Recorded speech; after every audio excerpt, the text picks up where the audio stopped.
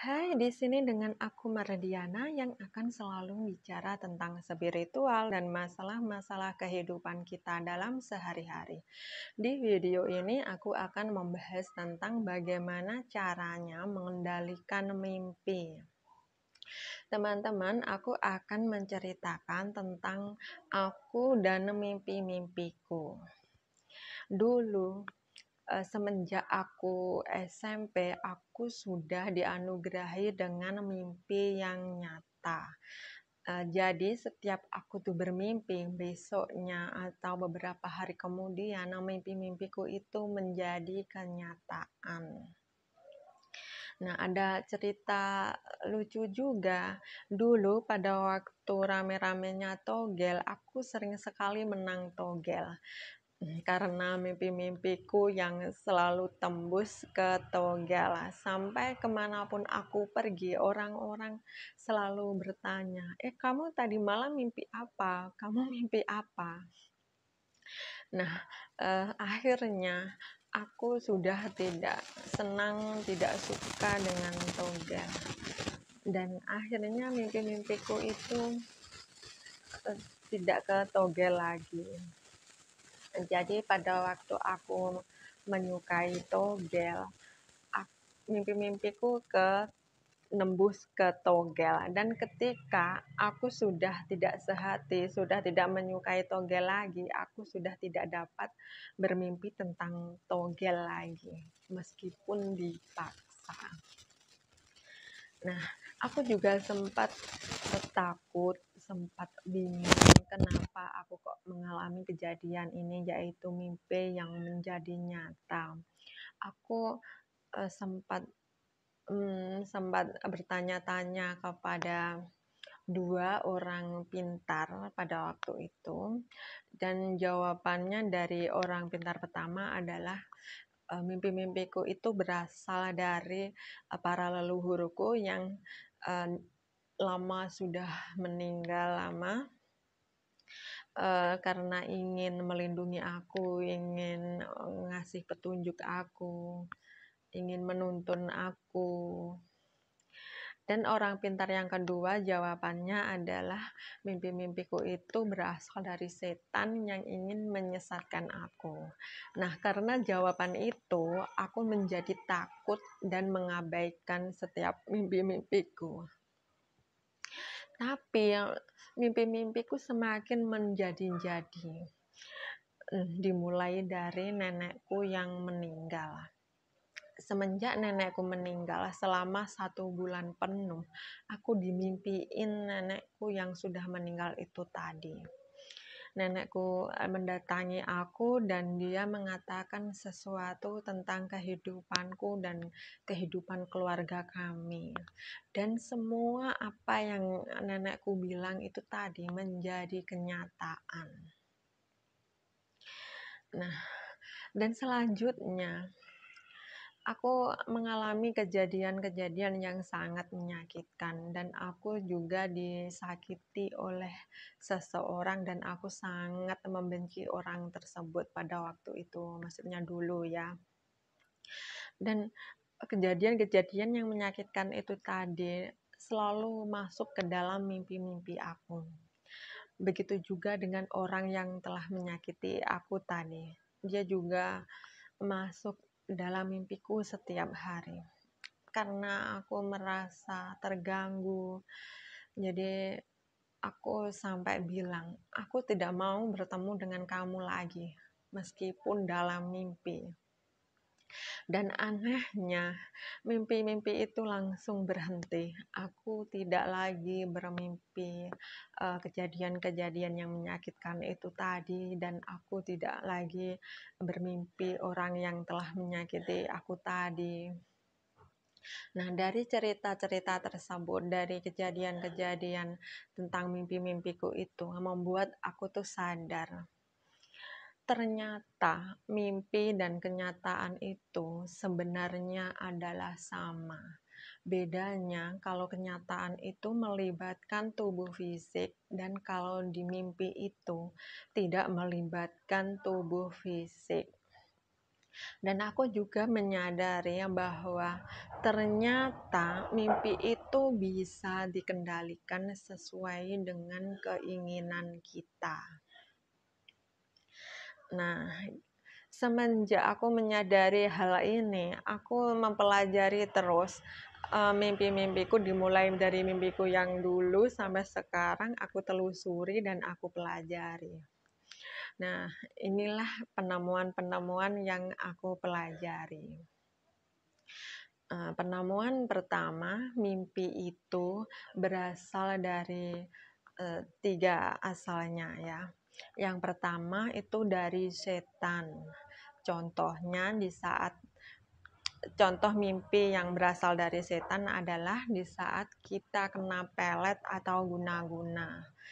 Biasanya kalau kita kena pelet atau guna-guna, kita itu setiap hari bermimpi tentang orang yang telah melet kita atau mengguna-guna kita itu tadi. Kita bermimpi bercinta dengan dia, kita bermimpi bertemu dia setiap hari, dan lain-lain sebagainya. Nah, itu adalah contoh mimpi yang berasal dari setan. Terus yang kedua adalah mimpi yang berasal dari wahyu ilahi. Nah, ini adalah contohnya adalah petunjuk-petunjuk untuk kehidupan kita saat ini dan kehidupan kita untuk masa depan kita.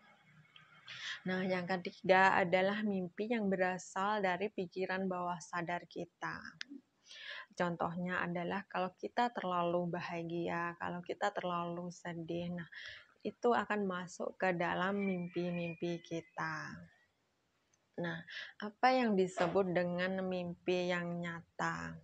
Jadi, mimpi yang nyata itu adalah di saat kita menyadari bahwa kita itu sedang bermimpi. Kita tidur dan bermimpi, tapi kita sadar kalau kita itu sedang bermimpi. Jadi, bagaimana caranya agar kita itu mengalami mimpi yang nyata dan bukan dari setan? Ya, prinsipnya atau kuncinya kita harus tetap sadar meskipun dalam keadaan tidur, meskipun dalam keadaan bermimpi. Caranya bagaimana? Caranya adalah yang pertama kita harus menjaga diri kita untuk selalu dalam keadaan rileks dan tenang. Terus yang kedua, kita harus percaya 100% bahwa kekuatan Tuhan itu melindungi kita setiap saat, setiap waktu, dimanapun kita berada. Meskipun kita berada dalam mimpi, meskipun kita dalam keadaan tidur sekalipun. Nah, selanjutnya kita afirmasi kepada diri kita sendiri, kita yakinkan batin kita yakinkan pikiran bawah sadar kita.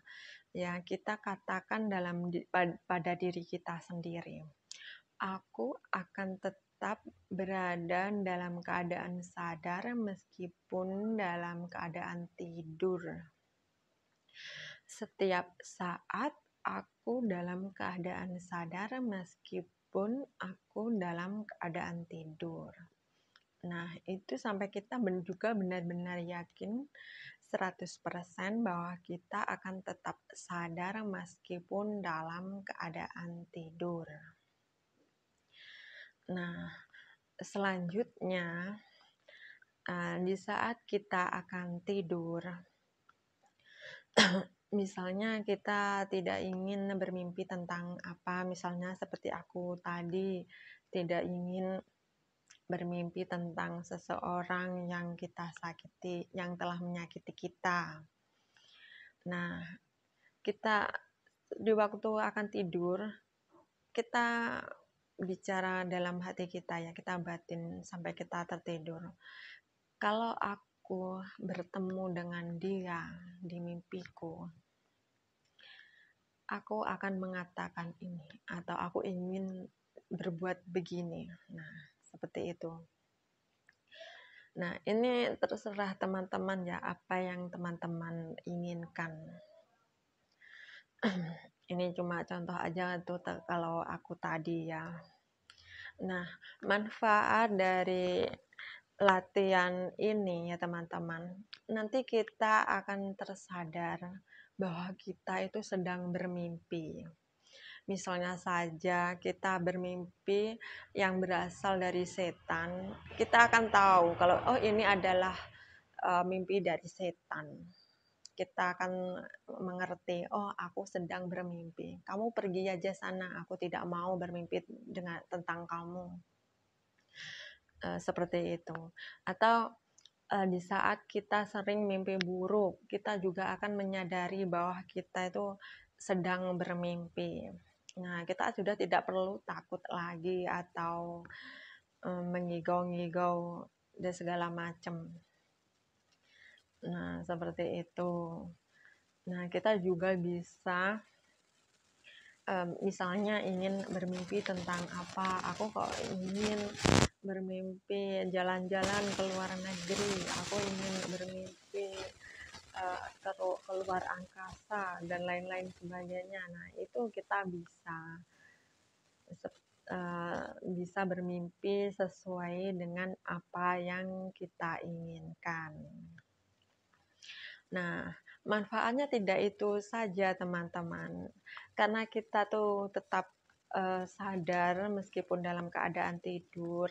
Jadi kalau kita tidur terus ada sesuatu, itu kita juga akan tahu.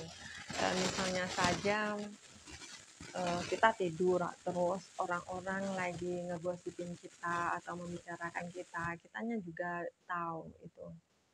Tapi kita tidak bisa terbangun karena tubuh kita dalam keadaan tidur. Nah, contohnya saja yang terjadi pada aku ya. Aku tuh kan tertidur pulas. Terus kakak aku masuk ke kamar aku tuh dia mengambil obat nyamuk dan aku mengetahui itu. Tapi akunya ya tetap aja tidur. Nah, seperti itu contohnya. Nah, kalau sekian dulu video dari aku, semoga bermanfaat. Kalau teman-teman ingin bertanya-tanya atau ingin dibuatkan video tentang apa, atau ada masalah-masalah seputar kehidupan kita dalam sehari-hari, tulis saja di kolom komentar. Jangan lupa subscribe, like, dan komennya. Karena setiap hari aku akan berbagi pengalaman, berbagi tips tentang seputar kehidupan kita sehari-hari. Sampai jumpa, terima kasih.